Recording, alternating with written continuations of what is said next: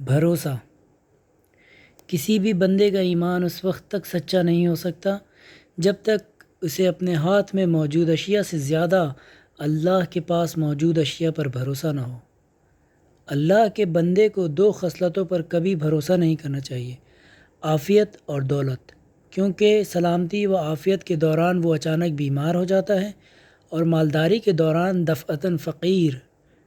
مشوروں سے زیادہ بھروسہ مند کوئی پشت پناہ نہیں ہے۔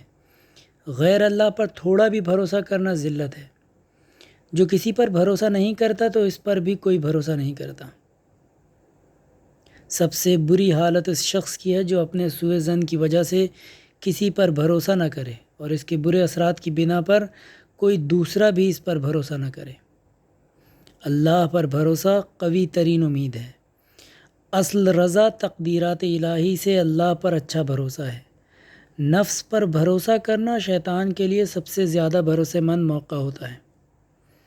جسے یہ بھروسہ ہو جائے کہ جو کچھ اللہ کی طرف سے اس کے لیے مقدر ہے وہ اسی کا ہے، تو وہ ہمیشہ قلبی سکون محسوس کرے گا۔ جس نے اللہ پر بھروسہ کیا اس نے اپنے یقین کو محفوظ کر لیا۔ جس نے اللہ پر بھروسہ کیا اس نے اس پر توکل کیا۔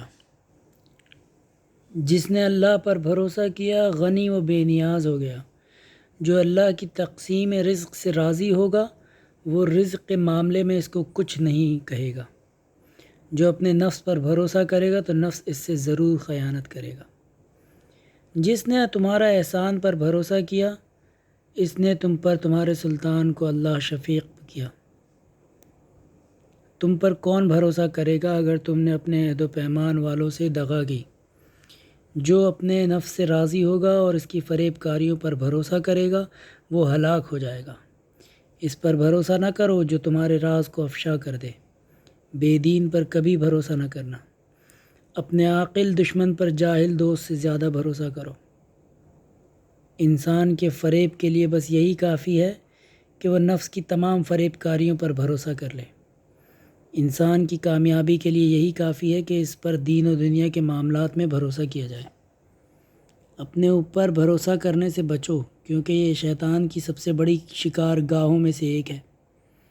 بہترین ایمانی رشتہ اللہ کے لیے محبت اور اسی کے لیے نفرت کرنا ہے۔